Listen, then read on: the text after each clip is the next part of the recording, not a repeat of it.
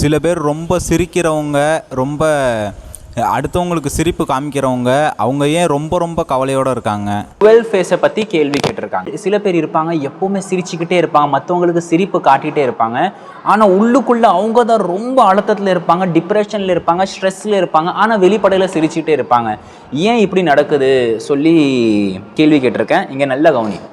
ஒரு மனுஷன் கவலையில் அழுவான், ஆனால் ஒரு மனுஷனுக்கு ரொம்ப ரொம்ப ரொம்ப சந்தோஷம் வருது, அந்த நேரத்துலையும் கண்ணீர் வரும். ஏன்னா அந்த சந்தோஷத்தை மைண்டு தாங்க முடியாமல் கண்ணீராக வெளிப்படுத்திடும்.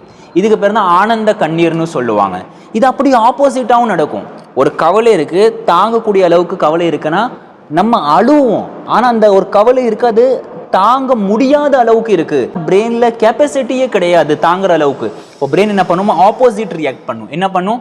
ஆப்போசிட் ரியாக்ட்னா என்னென்னா அந்த இடத்துல அழாம சிரிக்கும். எனக்கு அந்த கெப்பாசிட்டியே கிடையாது, இதை தாங்கணும், இதை நான் டிசர்வ் பண்ணணும், இதை நான் வச்சுக்கணும். பிரெயின் என்ன பண்ணும்? ஆப்போசிட் ரியாக்ட் பண்ணும். அது ஏன்னா அவங்க மனசில் ஒரு பெரிய பாரம் இருக்குது, பெரிய கவலை இருக்குது. அந்த கவலை பிரெயினால் தாங்க முடியலை. தாங்க முடிஞ்சு அழுதுடலாமே. அந்த அழுகையாக அதை வெளிப்படுத்துகிற அளவுக்கான சின்ன பிரச்சனை அது கிடையாது. அது பெரிய பிரச்சனையாக இருக்கிறதுனால மனசு அதை உள்ளே வச்சு ஆப்போசிட் ரியாக்ஷன் பண்ணிக்கிட்டே இருக்குது. இது முதல் விஷயம். இன்னொரு எக்ஸாம்பிள் நான் உனக்கு சொல்கிறேன். ஒரு புக் இருக்குது, நோ லாங்கர் ஹியூமன் சொல்லி, ஜாப்பனீஸ் புக் ஒன்று இருக்குது.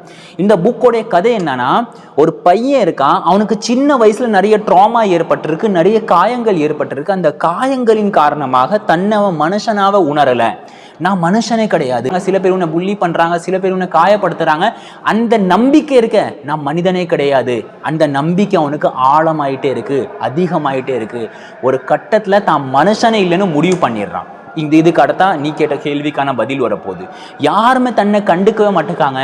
நான் ஒருவேளை மனுஷனே கிடையாதோ, எல்லா பேரும் என்ன ஒதுக்குறாங்க சொல்லிட்டு, சரி காமெடி த்ரூவாவது மக்கள் என்ன கவனிப்பாங்களோ என்ன காமெடி பண்ணிட்டு மற்றவங்களுக்கு சிரிப்பு காட்டிட்டு உள்ளுக்குள்ள அழுதுகிட்டு நான் மனுஷனே இல்லைன்னு நினச்சிக்கிட்டே இருப்பான். இதான் இப்படிப்பட்ட ஒரு பையனோட கதை. கடைசியில் அவன் தன்னை மனுஷன்னு ஒத்துப்பான். இதான் ஒரு நாவலுடைய கதை. இது ரியல் ஸ்டோரின்னு சொல்கிறாங்க. ஒருத்தர் தன்னை மனுஷனாக நான் இல்லைன்னு உணர ஆரம்பிச்சிட்டான். இப்போ இங்கே கவனிக்கக்கூடிய விஷயம் என்னன்னா, இந்த இடத்துல நீ ஒரு பேட்டர்னை கவனிப்பேன். அவன் தன்னை மனிதனாகவே இல்லைன்னு உணர்ந்தான். ஏன்? சின்ன வயசுல ஏற்பட்ட ட்ராமாவின் காரணமாக, அழுத்தத்தின் காரணமாக. இது புரிஞ்சிருச்சா உனக்கு? சின்ன வயசுல ஏற்பட்ட அழுத்தத்தின் காரணமாக எப்படி நினைச்சான். சரி, அந்த அழுத்தத்தை போக்குவதற்காக வேண்டி அவன் என்ன பண்ணான்? மற்றவங்களுக்கு சிரிப்பு காட்ட ஆரம்பிச்சான். மற்றவங்களுக்கு சிரிப்பு காட்டணும். மற்றவங்க சிரிக்கும் பொழுது இவனும் ஹீன்னு சிரிக்கிறா. பார்த்தியா? இது எதுனால? இந்த இடத்துல ஆப்போசிட் ரியாக்ஷன் நடக்குது. புரியுதா இல்லையா? அந்த நேரத்தில் ஆக்சுவலாக அவன் அழுது இருக்கணும், எனக்கு மனசில் அழுத்தம் இருக்கேன், நான் என்ன மனிதனாகவே உணரலையே சொல்லி. அதனால பாதிப்பு என்ன தெரியுமா? எந்த அளவுக்கு ஆப்போசிட் ரியாக்ஷன் ஏற்பட்டுட்டு இருப்போமோ அந்த அளவுக்கு அழுத்தம் அதிகமாயிட்டே தான் இருக்கும்.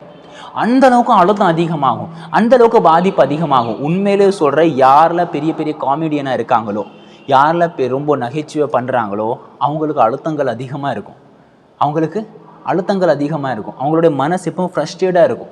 அவங்க சீக்கிரமாக தற்கொலை பண்ணுறதுக்கான வாய்ப்புகளும் அதிகமாக இருக்குன்னு சொல்லப்படுது. சுருக்கமாக சொல்ல போனால் வச்சுக்கோ, யார் மற்றவங்களுக்கு சிரிப்பு காட்டுறாங்களோ, இல்லைன்னா எப்போவுமே சிரிச்சுட்டு இருக்காங்களோ, அவங்க என்ன பண்ணியிருக்காங்க?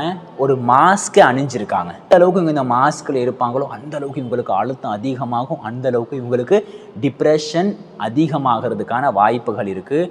இன்னொரு விஷயம் நான் சொல்லிடுறேன். நம்ம ஏன் சிரிக்கிறோம்? முதல்ல இது எப்போது யோசிச்சிருக்கியா? ஹீன்னு சிரிக்கிறோம், நம்ம மனசை விட்டு சிரிக்கிறோம்னு சொல்கிறோம். ஏன் அப்படி சிரிக்கிறோம் தெரியுமா?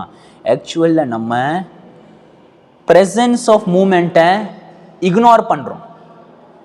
ஏன்னா சிரிக்கிறதுக்கு ஸ்மைல் பிரச்சனை கிடையாது. இப்போ ஸ்மைல் நீ எந்த ஒரு தாட்டும் இல்லாமல் நீ ஸ்மைல் பண்ணலாம், இப்படி என் ஃபேஸில் ஸ்மைல் கொண்டு வரலாம். ஆனால் சிரிக்கிறதுக்கு கண்டிப்பாக உனக்கு ஒரு தாட் தேவைப்படும், ஒரு காமெடி தேவைப்படும். இந்த நிகழ்காலத்தில் இருந்து ஓடனா தான் உன்னால் சிரிக்க முடியும். சத்தம் போட்டு வெடி சிரிப்புன்னு சொல்லுவாங்க. அது சிரிக்கிறதுக்கு நிகழ்காலத்துலேருந்து ஓடணும். இப்போ இங்கே பிரச்சனை என்ன தெரியுமா? நீ நிகழ்காலத்துலேருந்து ஓடுற வச்சுக்கோ.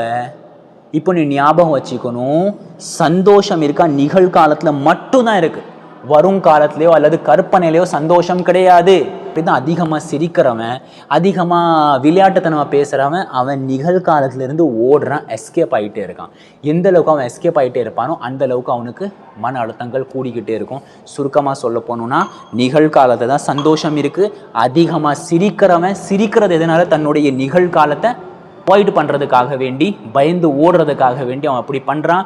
இன்னொரு விஷயம், இப்படி யார் மற்றவங்களுக்கு சிரிப்பு காட்டுறாங்களோ அவங்க கன்ஃபார்மாக சொல்ல முடியாது, ஆனால் 70% அவங்க மற்றவங்களை சிரிப்பு காட்டுறதுக்காக வேண்டி அவங்க சிரிக்க வைக்கலை, மாறாக தன்னுடைய மனசில் உள்ள கவலையை போக்குறதுக்காக வேண்டி அவங்க சிரிக்க வைக்கிறாங்க.